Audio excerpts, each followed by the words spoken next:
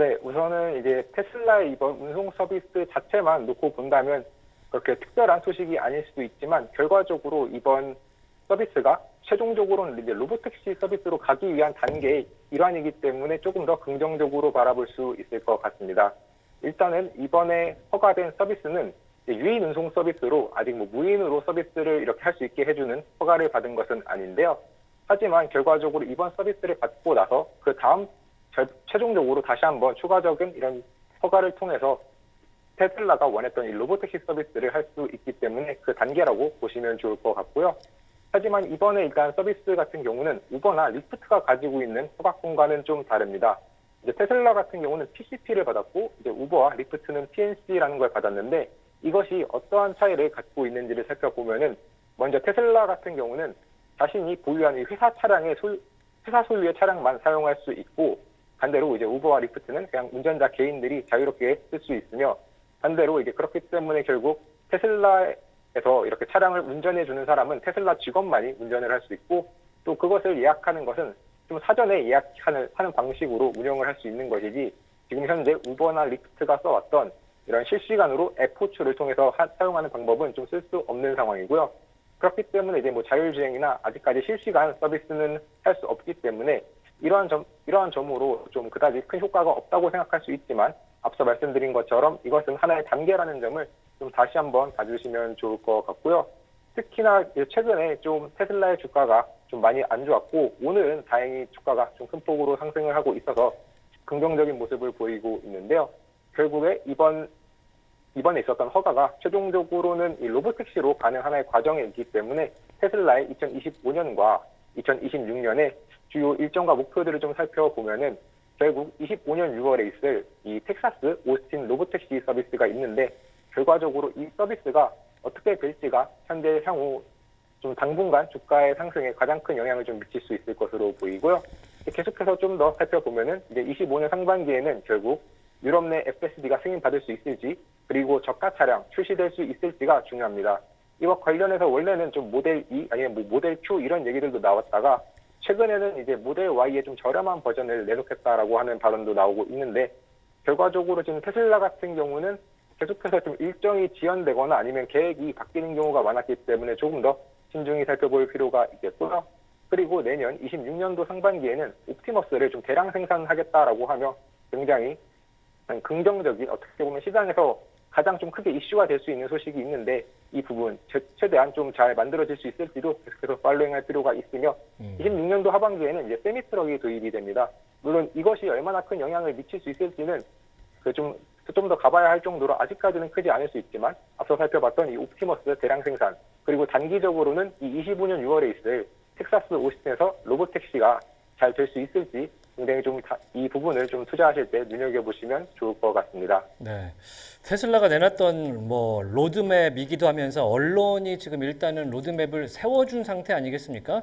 그런 측면에서 이것들을 착착착착 해내는지 상당히 궁금해지긴 하는데 6월에 텍사스 오스틴과 캘리포니아 얘기까지 나온 상태에서 로보택시가 출시된다. 일단은 멀지 않았거든요. 네. 불과 한 2달여밖에 남지 않은 상황이기 때문에 로보택시에 대한 기대감 가져보는 것은 당연한 상황이다라고 말씀드리고 오늘 켄터 피츠제럴드에서 오버웨이트 등급 비중 확대와 함께 $425 목표 주가를 줬습니다. 자, 짧게 이 머스크에 대한 약간 현 머스크 정서에 대한 이야기를 해야 될 것 같은데 네. 지금 오늘 라스베가스에서 거의 테러가 일어난 것 같습니다. 이거 어떻게 해석해야 될까요? 네, 지금 최근에 이제 오늘 같은 경우는 라스베가스에 있는 이 테슬라 판매점에서 대리점에서 테러가 있었는데 이것뿐만 아니라 지금 최근에 보스턴에서도 그리고 콜로라도에서도 계속해서 화재와 관련된 혹은 화염병을 던지는 등의 여러 가지 테러가 발생하고 있습니다. 이에 따라서 트럼프 대통령도 이와 관련해서는 이거는 국내 테러고 약간 정치적인 어떤 자신의 반대 세력들이 뒤에 있을 거라고 생각한다 이런 식으로도 말을 하긴 했었는데 지금 전반적으로 이렇게 좀 일론 머스크에 대한 좀 인식이 분명 안 좋고 이것이 테슬라에 대한 하나의 반감의 표시 그리고 저항의 표시로도 사용이 되고 있는데요. 확실히 지금 이것을 좀 표로 보시면은 일론 머스크에 대한 평가가 굉장히 안 좋은 것을 다시 한번 좀 확인할 수 있습니다. 일단 먼저 왼쪽에서 가장 파란색으로 표시된 것이 조금 더 이제 리버럴한 사상을 가진 사람들의 이 테슬라에 대한 어떤 호감도인데요. 굉장히 크게 하락한 것을 알 수 있고, 특히나 맨 위에 있는 이 점선의 연두색 자체가 미국인들이 자동차에 대한 어떤 자동차 제조사에 대한 평균적인 감정인데, 그 평균적인 감정을 업종보다 압도적으로 낮은 것을 다시 한번 확인할 수 있었습니다.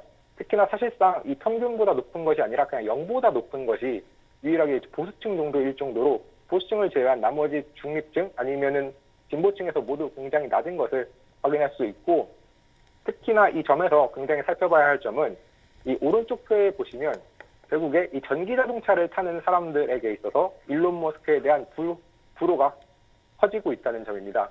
이미 이제 선호도보다 불호가 커졌는데, 이 자료를 만들었을 때보다 지금 점점 더 계속해서 커지고 있는 상황이기 때문에 앞으로도 지금 테슬라에 대한 이 호감도가 올라가기는 쉽지 않을 것으로 보이고요.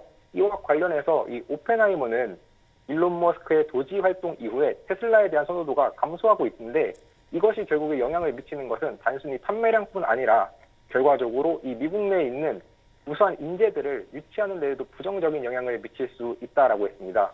특히나 이제 결국에 미국에 있는 주요 이 AI 인재들 같은 경우는 인도나 뭐 대만과 같은 좀 다른 나라에서 온 경우가 많고, 그들은 좀 전반적으로 이 진보적인 사고를 가진 경우가 많기 때문에 그런 진보적인 사고를 가지고 있는 이 AI 인재들이 테슬라에 입사하지 않음으로써 결국에 테슬라가 이렇게 일체되는 기회 측면도 있다라는 것인데요. 그렇기 때문에 이 점까지 그렇게 해서 좀 향후 테슬라를 투자하실 때 조금 더 살펴보실 필요가 있겠고, 하지만 그것과 별개로 테슬라는 지금 오늘 이 켄터피트 제럴드에서 앞서 말씀하신 것처럼 투자 의견 기존 중립에서 비중 확대로 이렇게 의견이 변경되었고, 목표가는 $425로 제시되며 현재 가격보다 훨씬 더 지금 큰 폭의 거의 80%가 넘는 목표가 지금 갭이 있는데요. 이번 이제 이 켄터피트 제럴드의 말을 살펴보면은 기본적으로는 이제 주요 촉매제를 앞둔 매력적인 진입 시점이라는 점도 있지만 결국 공장을 방문한 이후 이렇게 투자 의견을 변경했습니다. 그런데 과거에도 이 뱅크 오브 아메리카가 이렇게 좀 테슬라의 공장을 실제로 견학한 이후 목표가를 상향한 적이 있었는데, 이런 점을 볼 때 분명히 테슬라는 어떻게 보면 정말로 테슬라가 실제로 어떻게 만들어지는지 이런 공장들을 견학하면 투자자들을, 애널리스트들의 어떤 의견을 변화시킬 만큼 좀 강한 매력을 가지고 있는 회사라는 점은 분명한 것 같습니다. 네.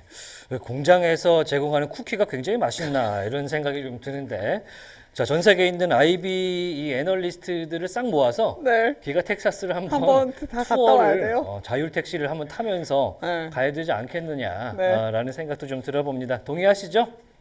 네. 저 투자했으면 좋겠습니다. 네, 네. 쿠키 저도 맛을 보고 싶네요.